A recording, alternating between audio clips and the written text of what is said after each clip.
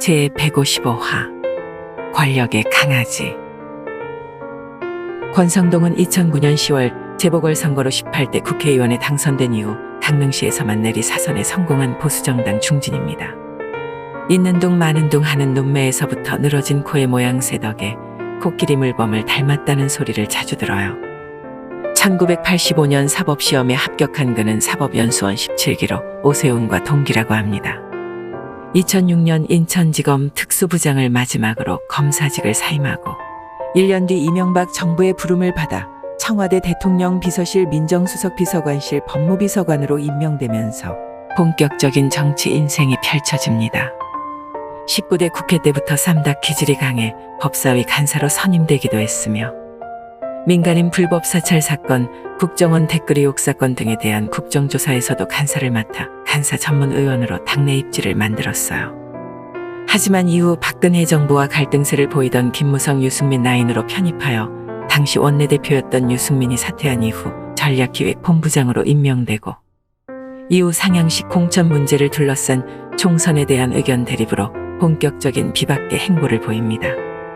말도 많고 탈도 많았던 20대 총선에서 비박계 의원들이 공천학살을 당한 반면 권성동은 원래 지역구였던 강릉에 공천을 받았고 당선까지 되었지만 당시 새누리당은 총선에서 패하며 이는 결국 보수정당의 몰락, 그 시작점이 되고 말았죠. 이후 김희옥의 비대위가 꾸려지고 권성동은 사무총장에 임명됩니다. 권성동은 당을 혁신하는 작업이라는 명분으로 총선 백서를 발간했으나 여론이 좋지 못했고 전당대회에 모바일 투표를 도입하려다가 저지당하기도 했지만 특히 총선 공천에 불복한 유승민, 주호영 등 7명이 무소속으로 당선되자 이들을 복당시키는 데 역할을 합니다. 이런 이유들로 인해 권성동은 친박계의 거센 사퇴 압박을 견디지 못하고 3주 만에 사퇴하게 되고 이후 치러진 전당대회에서 당대표 이정현, 최고위원 조원진, 이정우 등이 당선되며 다시 친박계가 당을 장악하게 되는데요. 여담으로 권성동이 추진한 모바일 투표제는 2021년 전당대회 때 도입되면서 이준석 당대표라는 기형적 결과가 연출됐는데 이를 두고는 의견이 분분합니다. 유승민, 주호영, 장제원 등은 다들 아시다시피 똥바른 정당을 창당하면서 권성동을 영입해요. 사실상의 비박계 의원 모임인 바른정당의 정치 내용에 대해선 워낙 존재감도 없었고 입바른 소리나 하는 게 전부라 가볍게 패스할게요. 앞서 2016년 가을에는 최순실 국정농단 사태가 터지면서 당시 박근혜 대통령의 탄핵소추안이 국회에서 가결되고 당시 법사위원장이었던 권성동이 소추위원이 되어 역할을 하게 되는데 헌법재판소에서 그가 보인 오열의 최종 변론은 아주 유명하죠.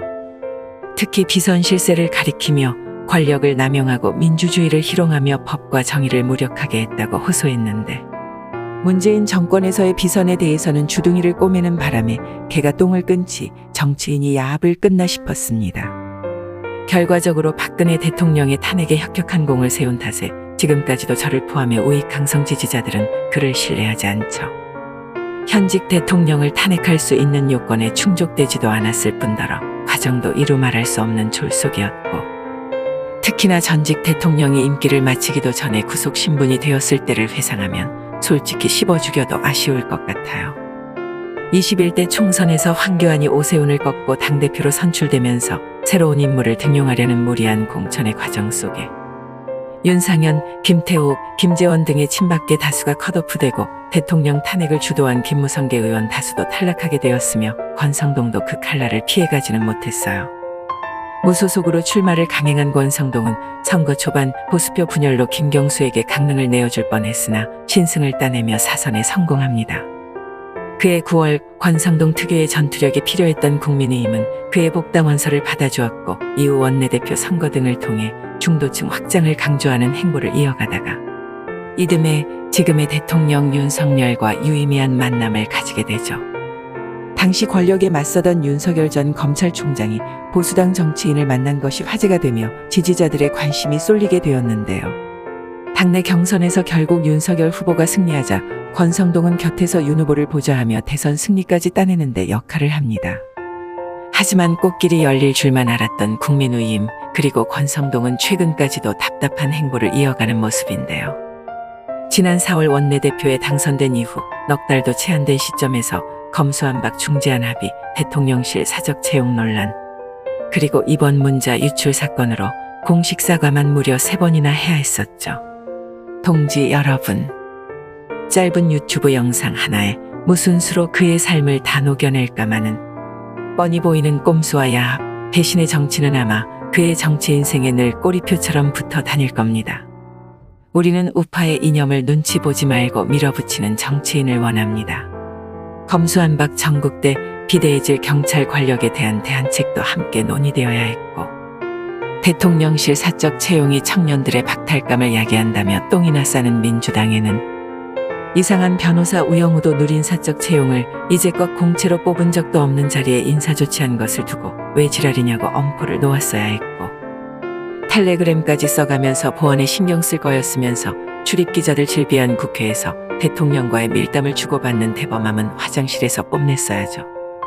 물론 고의로 노출시킨 거면 넌 진짜 쓰레기야. 오늘은 직무대행직은 내려놓고 원내대표는 유지하는 권성동에게 제 마음 전하고 영상 마칠까 해요.